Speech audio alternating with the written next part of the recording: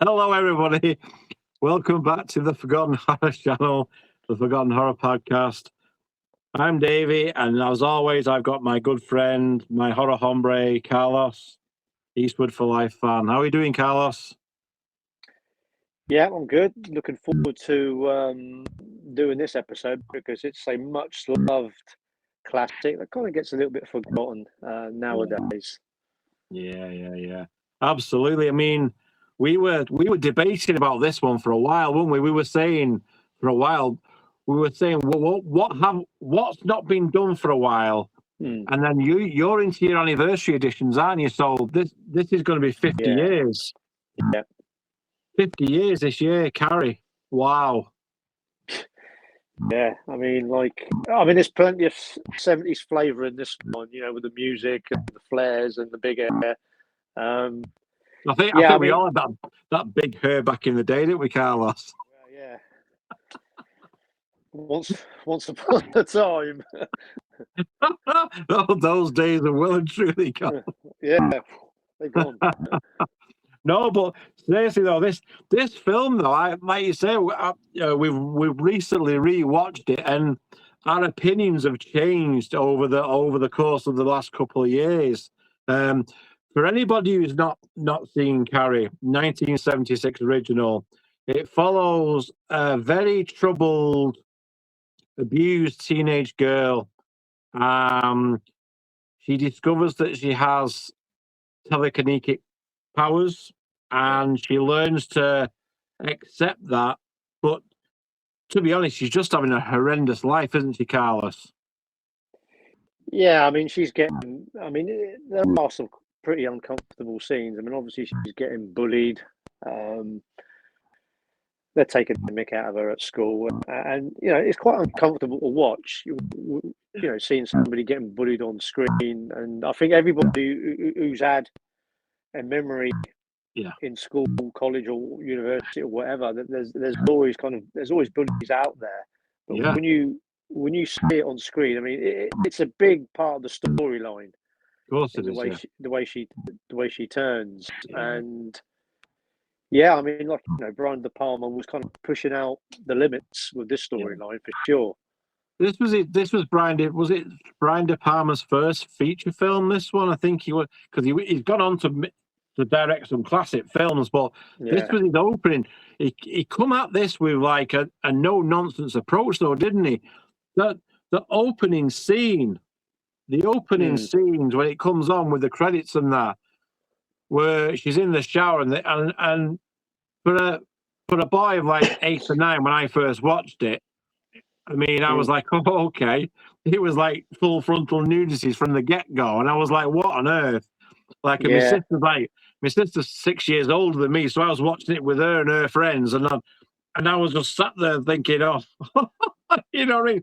It was almost embarrassing for a young lad to be watching this thing with all these naked young girls. I was like, wow, it was like heaven for a young lad, you know what I mean? And but then when I watched it again, then it starts, doesn't it? Yeah. You start seeing like the blood, and it's such a powerful scene. Yeah. Even today, 50 years later. Yeah. 50 years, I'm sat there watching it, Carson, thinking, oh my God. You know what I mean? I think, oh wow. And the bad thing is like, it's not just the bullying. It's the fact that her mum, because she's a single mum, she's not prepared in any way, shape, or form for womanhood. There's nothing. She's all very, very religious. Doesn't believe in anything. It's all like, let's pray for Jesus. You know what I mean? Yeah. But that scene, Carlos, when I watched it, and the reaction from a class, well, they're not even classmates, the reaction from the other girls when they're throwing tampons and pads at her, it really is. It is a traumatic scene, Carlos. Yeah, I mean, I was just old enough, and I totally got the scene at that time. I think I probably just started probably secondary school when I saw it. So I understood it. Or I can't remember. I mean, I was maybe early teens when I watched it, so I kind of understood it. Yeah. It was title in the video stores with that cover. I mean, back in the day when I was kind of renting movie, there's the cover. Yeah, that's the one. When I was kind of renting movies, kind of underaged, using my dad's membership card, the movies that attracted me straight from the bat, off the bat, were horror movies with a gory cover, like Carrie, Evil Dead, or I was attracted to kind of movie covers with, you know, guys with a handgun, or something like Charles Bronson, Death Wish, or Clint Eastwood, Dirty Harry. They were the ones that I wanted to see straight away. And obviously, any sort of horror movie cover that had a bit of gore, they were the ones that I was picking. And Carrie was a movie that just caught my eye straight off the bat. Yeah, I mean, I never went into the video shop and rented this. My sister and her friends did. So they obviously the cover on this, you know what I mean? It's like it's just so 70s. You know. When I looked at it, I mean, I didn't really see the cover until after I'd watched the film, but you can certainly see the appeal because, like you said, the covers of the VHSs in the very early 80s was just like all we had to go on. So again, someone with a handgun, some gore, or some zombie, or a knife killer, you're going to pick that over Chitty Chitty Bang Bang, aren't you? I mean, it's a bit of it's a bit sort of like a lot played down.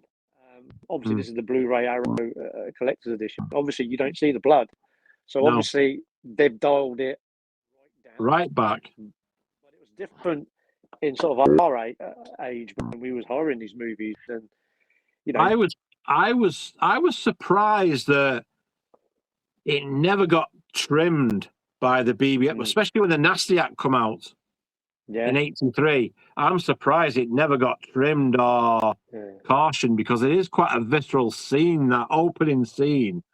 And I was like, oh, watching it today, I was like, wow. And the fact that they're so nasty, aren't they? They're so nasty. Plug it up. Yeah, wow. I mean that's pretty. That's an uncomfortable scene. I mean, Brian De Palma, controversial director. I think this was his first big, mainstream, big budget movie. I think he might have done one or two before, but obviously, like you said, he wanted to come at it. Oh, he just bang right up there, and it was the performance from Sissy Spacek as well. Yeah. Oh yeah. She was just phenomenal. Yeah. And you really felt for the girl. And it's the gym teacher come to her rescue for that moment, didn't she? And then it's just a harrowing life she's got, isn't it? It's really a harrowing life she's got because nobody likes her at all. No one's giving her the time of day, and there's always someone side mouthing to her, "Oh, eat shit," you know what I mean, or loser or something. And it's sad to think that there's kids that go through that, you know. Yeah. And it's probably even worse now online because everything gets posted. But back then it was physical, wasn't it? It was physical torture. So, I wonder if Carrie, you know, the way it kind of looked in the '76, if they was to bring that movie out now, would they have dialed it right down? Oh, for sure. Oh, definitely. That scene. I mean, I know they did the remake with Julianne Moore. And they had the mobile phones recording it, didn't they? The suddenly had you know what I mean? That sort of shit, you know. But I don't think the remake was as bad as the original. I think the scene of where they're throwing stuff at her, it is really, really quite traumatic in the original. It's 1976 as well. That was far more graphic than we saw in Psycho, Halloween, Texas Chainsaw Massacre. That opening scene was like, oh my You know what I mean? Poor kid. You know what I mean? Awkward scenes. Yeah, I mean even Laurie, who plays Margaret White, the mother, the religious nut. Even the scenes when she's kind of dragging Carrie into sort of like the closet, the cupboard, it's where abuse, isn't it? It's just pure abuse. I mean, she's got that under the stairs cupboard into the closet, and they've got that freaky Jesus. I mean, it's like this, and it's got knives in it. It's got like the glowing eyes. I'm surprised Necker or someone's not released that thing as a figure because it's a really sick looking thing. And I thought that's like if that's not a creepy Jesus, I don't know what it is. Yeah. I mean, when Margaret White carries Carrie, literally drags her on the floor and locks her in that sort of closet, it was uncomfortable. Obviously, she's in there, she's confessing her sins. That was tough to watch. Yeah, because that's your mum. She's supposed to be looking out for her, and all she could go on was quoting Bible verses and how it was the devil and the weakness and you got to pray for your sins and we'll pray together. And because she was trying to get comfort and love or some sort of understand, why didn't you tell me, Mama? She slaps her and I mean, it's just pure abuse.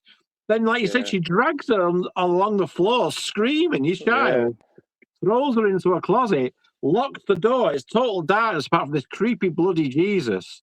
And then she's banging on the door saying, let her out, please. She's begging the poor kid. And I was like, this is a tough watch. This is really a tough watch.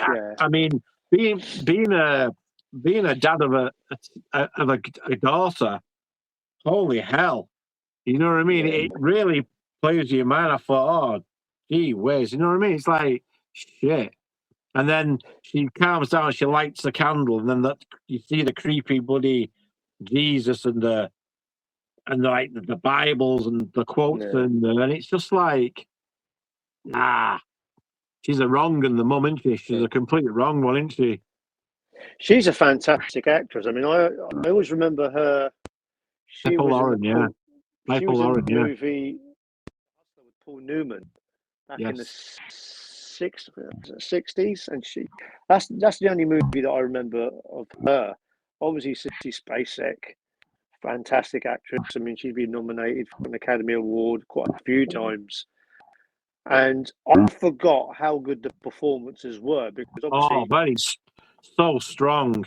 I mean, both of them actually got Academy Award nominations. Obviously, Sissy Spacek for Best Actress. Yeah. Piper Laurie for the Best Supporting Actress. And I mean, Piper Laurie, I mean, it's really powerful because she's quite scary. She wears that black cloak. Oh yeah, and the hair. That adds to it. She looks scary, and even some of the scenes towards the end of the movie, which she's twisted, her mate. She's a proper psychopath. Yeah, she really does look the part. I forgot that. How scary she looked. Obviously, again, not going into spoiler territory towards the end of the movie, but the way they shot those scenes when she's kind of looking down at Carrie was phenomenal. Very much inspired Halloween, I would say. Very much. Yeah, even the way the house looked. There are certain shots and certain things I thought Carpenter's borrowed that there. Definitely. The way the knife and stuff, you know what I mean? You know what I'm talking about because we're not going to spoil it. Yeah. But the way it was done, there was loads of similarities there. She was such a commanding presence on the screen. I mean, she does all that, and then that's next thing. She's off on a walk, the mother, and she's knocking on one of the girls' one of the classmates' houses. Now, the mum, I've forgotten the name, Patricia somebody. She was in Nightmare on Elm Street 3 as the nurse who was... right, yeah. And I think she looked older in Elm Street 3 than she did in this. She Yeah, looks younger in Elm Street than she did in this one. And I was like, wow. I mean, I know she passed away the other year, bless her. But she's like another mum of a teenager. It's the Sue Snell character as her daughter. Now, she's the only one that has an ounce of guilt and shame and, oh my God, what have we done? You know? And when Carrie's mum comes round to speak to her mum, I thought, oh, she's going to give her the what for because they've obviously she knows what's happened from the school and that. But no, it was selling Bibles, wasn't it? Yeah, I mean, she's a religious nut, completely, isn't she? Really? Because she comes out of the room. The daughter comes out of the room and says, "Who was that? Oh, it's Carrie's mum. What did she want?" And it wasn't for her to get bollocked for what they've just done to her. Yeah. It was she made a donation to the Bibles. Yeah. And she was all nice and warm at first, and all of a sudden she went weird, didn't she? Yeah. And off she went. I'll pray for you. Yeah. Really good performance of a psychopath, that though. Yeah, I mean, I think, I mean, what also makes this a fantastic movie, not just the story, not just Brian De Palma's controversial direction, but the cast in there as well, because you've got Nancy Allen, John Travolta, PJ Souls. You got recognisable names. You have Amy Irving was yeah. I mean, this is like a young up and coming cast, but even then, Nancy Allen plays the best bitch. PJ Souls plays that sarcastic, sly, really sly. I didn't like her character at all. Norma with the cap on, did not like her at all. I think every scene she had the cap on, didn't she? Even on the prom dress, I just wanted to slap that cap off her head. You know what I mean? I think she still owns the cap. I think so, yeah. I mean, don't get me wrong, she's a lovely lady, but why did she play a shitty character in Carrie? She certainly did. I mean, I couldn't stand her. I mean, I saw her in Rock and Roll High School as well with the Ramones, obviously Halloween, and I never took to her character in Carrie at all. She always come across as one of them absolute sly bitches. Yeah. Didn't have the balls to do anything herself, but she was always a go along with the main bitch who was like Nancy Allen. And she played it straight down, straight bitch. She was Miss Prim and Proper, Miss Prom Queen, and Miss Popular, wasn't she? Yeah, I mean, absolute. But again, John Travolta in that as Billy Nolan in that such a short role, you could tell the camera loved him, and he had that cheeky smile, that cheeky grin. You can't help but like John Travolta. I think some of my favourite scenes. I mean, not talking about just the horror scenes, but some of I actually thought they're quite sort of comedic scenes where you get Nancy Allen and John Travolta together, Billy and Chris, actually in the car. And for me, I think that's comedy gold. Obviously, they would work together in another De Palma movie, Blowout, and you can see how the chemistry was brilliant together with them two. Yeah. I mean, when she keeps calling him a dumb shit. I love those. I love that scene. Yeah, you dumb shit. And you can see Travolta driving his car with his arm out the window. His buddy comes on and throws him a beer, and he's like drinking a beer. Next thing you can see the smile on his face, and like he looks, and the coppers come out. He's like, "What?" I mean, I think even back then, I think probably maybe the first John Travolta movie I would have probably seen. It might have been this or Grease, but you can kind of tell he was going to be a leading man. I mean, just the look wise, and he had the talent. Yeah, for sure. I remember, you just triggered a memory now, Carl. So I remember my sister and her mates bringing Grease back, and obviously Travolta was in that. And I think I saw Grease before Carrie, because my sister was just she loved John Travolta living. She loved Grease. She was a massive Grease fan, and all her friends were. So they'd watch the thing over and over again. And then when Carrie come along and John Travolta was in Carrie, I recognise him as Danny Zukoff. Oh yeah, it's him. But again, he's quite a likable character. Even though he's he's a stooge for the girlfriend, he's still got that likability about him. You know what I mean? Yeah, I mean, some of the scenes I always laugh. It's kind of a bit of a highlight point for me. Obviously, the last third of the movie is absolutely superb. But I mean, the scenes with Travolta and Nancy Allen, which Nancy Allen was a good looking woman at the time. With that smile and that big hair. I mean, she would obviously go into movies with De Palma and actually marry him. Yes. And she was in Dressed to Kill and Blowout and a couple of the RoboCop movies. She was Dressed to Kill, Blowout. I mean, she was a star, wasn't she? She was that, and obviously, she went on to do other things as well. But these films for me were pivotal. The acting in this low budget horror film, but the acting was as good as you were going to get in any genre of films. That cast, it was solid, and hats off to Brian De Palma. He didn't shy away from any of it, did he? Yeah. When they go to do the pig killing as well. Yeah. it's there, isn't it? You just think, if there's animal lovers watching, it's like, because there's that human morality in there. That human morality. I don't think we can do. I can't do this. You know what I mean? Yeah. She's like, do it, but it's just man. The pig scene was actually off camera, but just the thought of it, and it's psychological. It gets you that way. Yeah. I think Brian De Palma, after this Carrie movie, he kind of played the controversial card, which he did with movies like Dressed to Kill, Scarface. That kind of worked for him. That kind of, should it be banned? Controversial. Very gritty stuff. Very gritty. Yeah. Bordering on sleazy in Dressed to Kill. He was bordering on. Yeah. He was pushing the envelope a little bit there. You know what I mean? The opening scenes of Carrie is pushing that. And I'm thinking, ooh. Yeah. You know what I mean?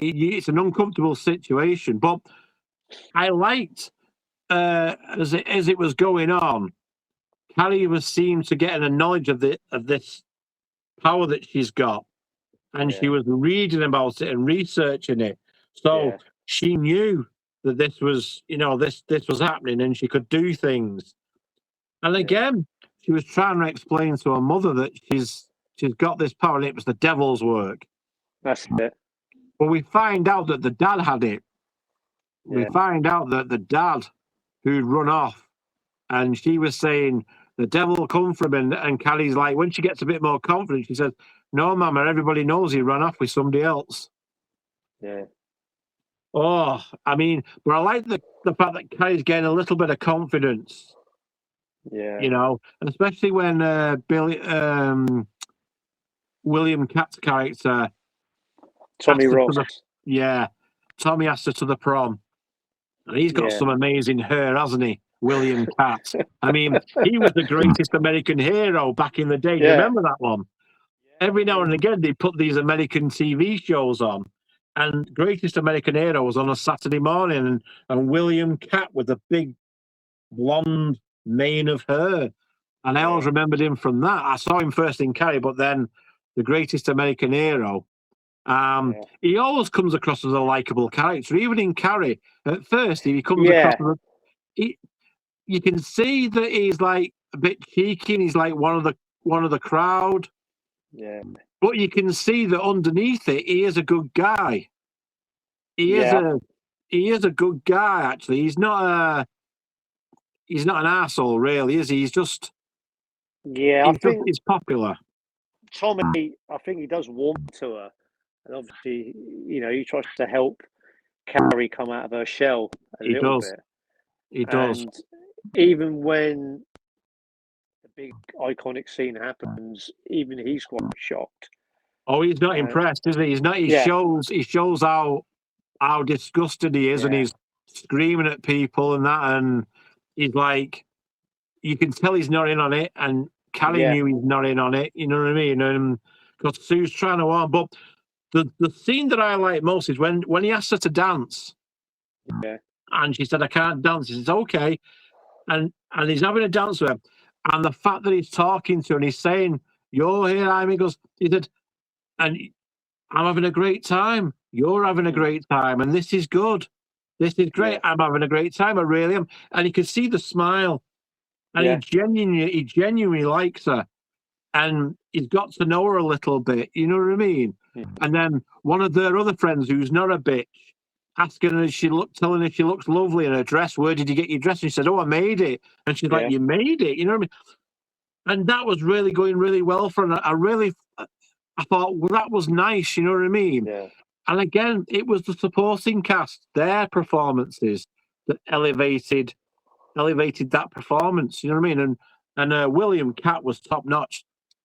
I always remember him. Do you remember he was in House? Yes, he did. Yeah, 1986. Yeah. And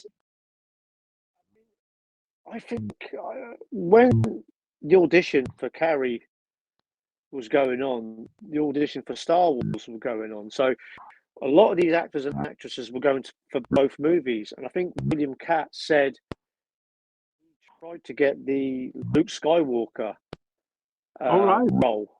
But obviously he didn't get that. But he got the Carrie one. Yeah.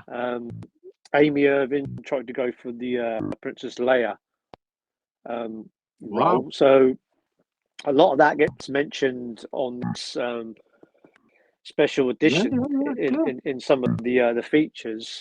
But William Catt, like I say, with those flowing blonde looks,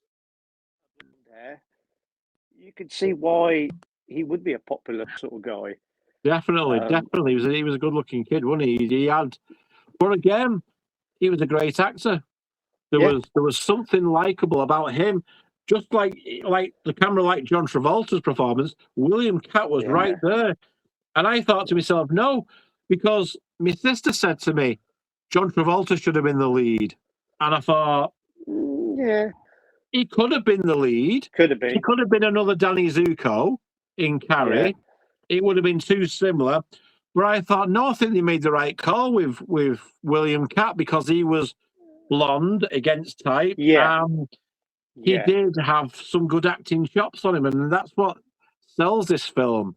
Is the act, like you say, it's the acting and the supporting cast. It's a really solid film. After rewatching it again today, it's gone up in my opinion. It's one of the best psychological horrors for sure. Yeah, absolutely. Yeah, it's one of my favorite Stephen King movie adaptations for sure. I mean, obviously, I think it's the first one. It's just a phenomenal movie. It really, really is. The more times I watch it, I mean, the last third, I mean, everything really, really, really, really happens. I mean, it's a slow sort of build. I mean, build up. You've got it's a character. They're sort of laying out the story of all these interesting characters. But watching it though, Carl, to me it didn't seem that slow because there was always something happening. You were learning something. Yeah. You were learning more about Carrie. You were learning about a condition. You were learning about the Sue Snell and that was saying I wanted to help Carrie take her to. So there was always something going on before it built up to that. You know what I mean? And then you get the horrific ending. I mean, and for 1976, the special effects was pretty good. Oh, it was fantastic. It was pretty good. I mean, there's not many films in 1976 where you can sit down today and go, that's there. That's there. Do you know what, Davey? When it comes to that iconic scene, obviously, we'll just mention the bucket. When that was building up, I actually forgot that it was going to be done in slow motion. Now, people of the modern day sort of movies, if they, modern day movie fans, if they were to watch that, they might kind of think that's a little bit old-fashioned style filming. But I think that adds to it. It does. You see the if you look at, if you shot it if you shot it in a modern time now, like the remake or something now, and everything was shot quicker, you'd miss the reaction. You'd miss the whole effect. That, I mean, some of the best stunts in the world have been slowed down just to capture the. I remember the scene in Mad Max where Max hits the bikers at the end on the bridge. Now, the bikers are going off and they're tumbling. Now, the bike hits the guy in the back of his head. That looked horrendous. Yeah. There was rumours going around that he broke his neck and all that. I mean, he made a mistake. I mean, he hung onto his bike. First rule of biking, when you come off, you let go of your bike. He kept hold of the bike and it threw him in front of the bike where he didn't want to be. But that looked so special, so impactful, Carlos, because it slowed it down. It slowed the ratio down. Just that little bit to clip him. If you saw that clip, you missed too much. Yeah. If you saw the clip in normal speed, like you pull the bucket, it'd just be that. You wouldn't see the impact. That's why they did that in Carrie, and that's why it worked better in slow motion, because it's the impact. You see the impact. The thing it's you see the reactions, and then it's the bucket falls. Gets him on the back of the head. But you know what, David? It's not just the bucket. It's everything that builds up, because I'm going to try and paint the picture here. Obviously, she's having a moment, a big moment. They're going to get crowned the prom king and queen couple of the night. And this is the best time of her life. It's the best time. The best moment of her entire life is right there, isn't it, as well? So she's in, at the same time, you get the Sue character. Gil has got the better of her. She kind of storms the prom. She tries to kind of tell Collins, the teacher, what's going on. It's what's about to happen, She's trying to sort of tell what's going on. That this is all wrong. Yeah. At the same time, you got Nancy Allen. She's like pulling the rope. She's getting. She's smiling. She's getting ready. So you've got all this going on. Scene there, and it's beautifully directed by Brian De Palma. I think it's fantastic. And obviously, when the scene happens, everything's in slow motion. It just pauses on the existing crowd. Yeah, they just kind of look in sort of shock and horror. And I think probably PJ Souls' character, I think she's the first one that starts laughing, and then they all start laughing. That bit, that was it. That was the. I hated her character. I just could not start. And you're right, she was the one that starts the laughter. And I think because people were so shocked and so they didn't know what to do for that moment, and it's an uncomfortable pause. Yeah, it's a lengthy pause. Then she exits all and starts laughing, and then some of her other little shitty friends start laughing with her. Then the lot start laughing, and it's like, and there's only the gym teacher and a couple of people who are horrified by it all. I was really surprised one of the head teachers, the male head teacher, actually got her name, Carrie's name, wrong. Yeah, he keeps calling her Cassie, doesn't he? Yeah, that's it. So when that scene happens, he starts laughing, and I think, oh wow, it's like they all kind of joined in with the laughter. I kind of felt sorry for Miss Collins because she tries to help Carrie. I mean, in the book, I think she survives. Yeah, but I mean, what happens to her was pretty horrific.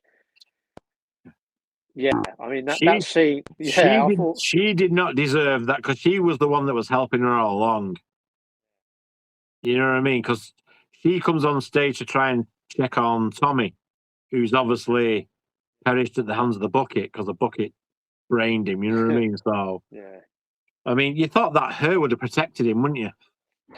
Yeah, I mean, he had enough of it. I mean, that would have cushioned the blow quite a bit. He could have took a pile driver and bounced back onto his feet, Yeah, no problem. I mean, if that'd been me or you, we would have been out for the count. Ah, gone. Easy, even the slightest of grazes. No, but that scene, and I thought when the first one, I thought it couldn't get any worse. I mean, for me, whenever Sissy Spacek's name gets mentioned, I always just imagine her holding, like that, covered in blood. Yeah. She's a fine actress. I mean, I think I haven't got many movies from her in my collection, but I always remember Terrence Malick's Badlands, which is kind of like the original version of Natural Born Killers, where Sissy Spacek plays a young teenager who gets with an older man played by Martin Sheen, and they kind of go on a killing spree. Right. I think that was a couple of years before Carrie. That might have been 72, 73. She was fantastic in that. Yeah. And obviously she played Kevin Costner's wife in JFK.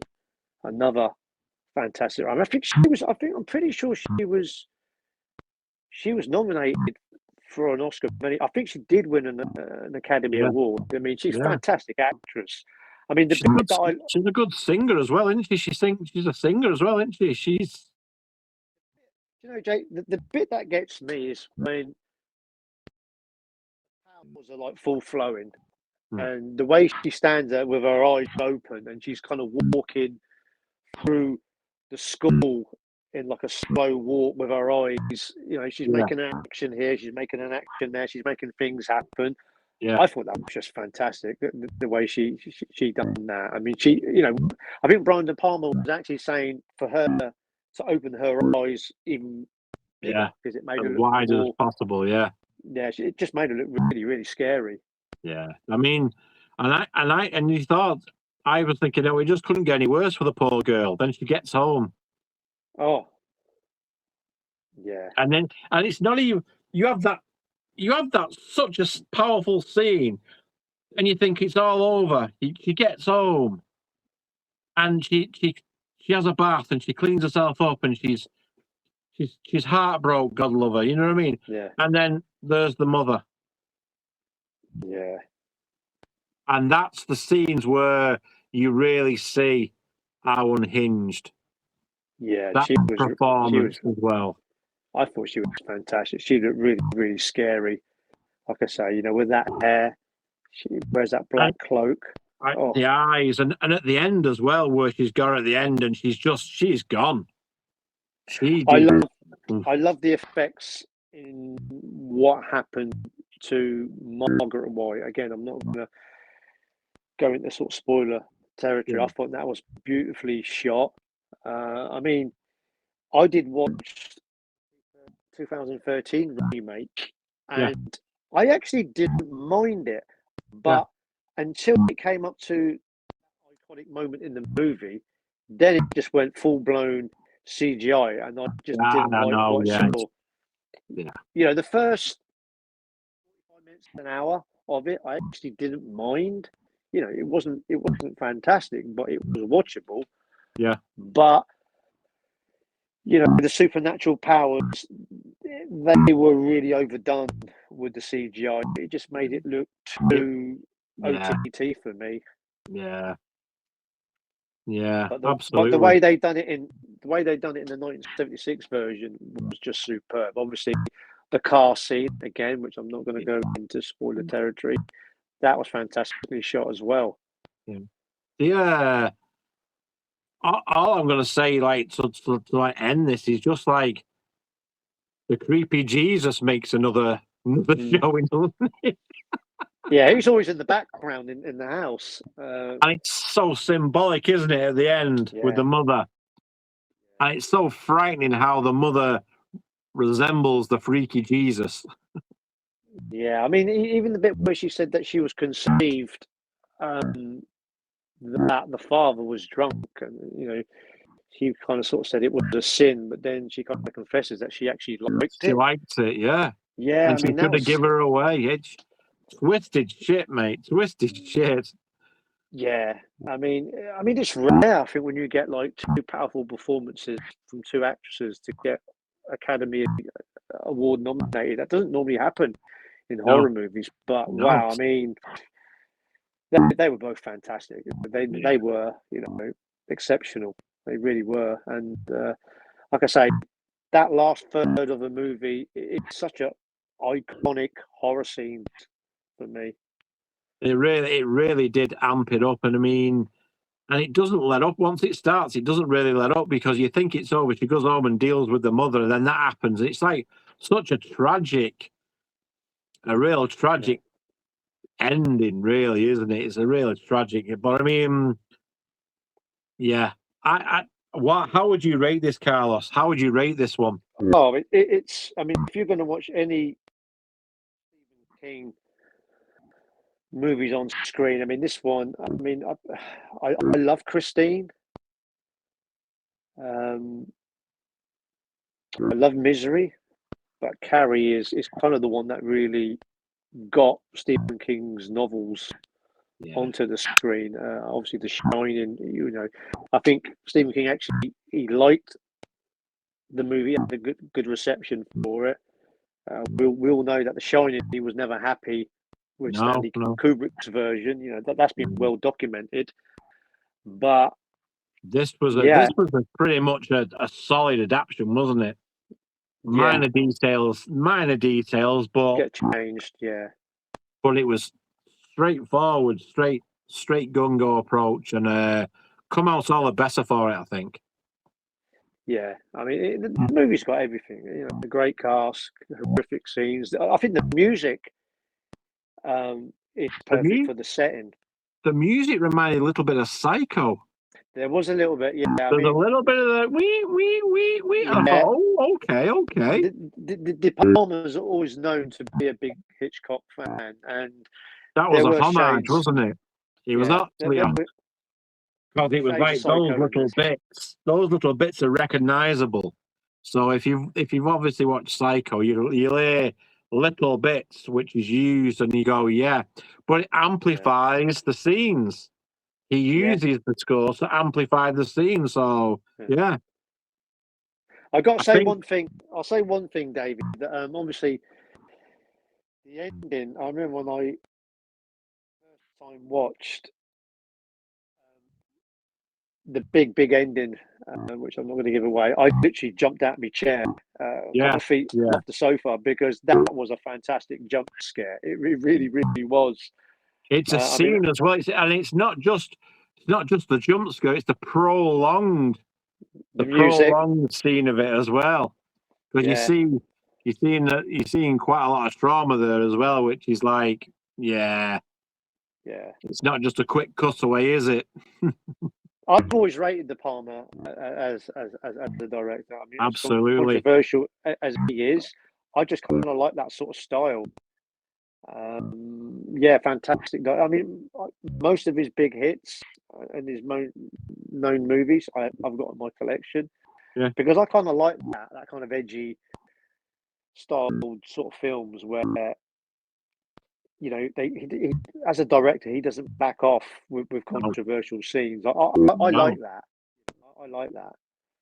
No, he's one. He was one of a kind director, wasn't he? He's up there with the greats, no doubt about it. Yeah, no doubt about it. This film in a nutshell, Carlos. It's a top class, classic horror, psychological horror. It's inspired more movies than they'd like to admit, but a lot of films, including Halloween, have took from this. And it's one of the films that, pre-Halloween, it was out there before it, and it was just, it's its own thing. The cast was, again, we can't praise the cast enough. It's a good, solid even film. One of the Friday the 13th movies, didn't they? They had one of the girls in the characters. Part 7, The New Blood. Yeah. Had the supernatural powers. Jason versus Carrie. Yeah. This was This was something fresh though, wasn't it? This was something right out the box. It was like, whoa. You know what I mean? This was good. So, Carlos, I think we've come to the end of this one. Anything else to add? And I believe you're going to mention what we got next, I think. Yeah, I'll just kind of end it as, Carrie is one of those iconic 70s horror movies for sure. Sissy Spacek, fantastic. Brian De Palma, fantastic. It's a movie I never get tired of watching.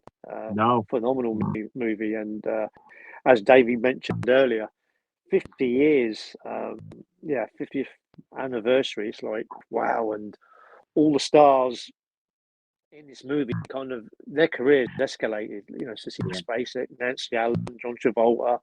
They became bigger movie stars in the 70s, 80s, and even beyond. So it's a fantastic movie, and it's a horror movie for sure that belongs in any movie fan's collection for me. Absolutely. Easy. Absolutely. Do you want me to say about the next episode? Yeah, you go for it, mate. Yeah. So we got more horror movie memories in our next episode, which we're going to be talking about another horror movie from the late 1980s, kind of a vampire movie that kind of gets overlooked with some of the movies that came out at that time, which we'll give like a little sneak peek, which does have a couple of good character actors with kind of a Western tone to it, and we'll just leave it at that for our next episode. Right, people, you've heard it first. This has been a great time, Carlos. Thank you so much for joining me again on this channel. It's just been a blast. It's been a dream working with you for the last few times, and more to come. Cheers, more to come. Thank you, everybody, for watching us. If you're not subscribed to Carlos, go over, check his channel out, Eastwood for Life Fam, and the Westerns for Life podcast with Jeff, Bronson 101. Top class reviews, top class films, top class knowledge, no bullshit. You've got it there. Go and give them a sub, guys. Just get over there. Right. Cheers, thanks. That'll do it for us. And me and Carlos are going to say goodbye. We'll get something to eat, and we'll see you next time. See you guys. Cheers, guys. Thanks.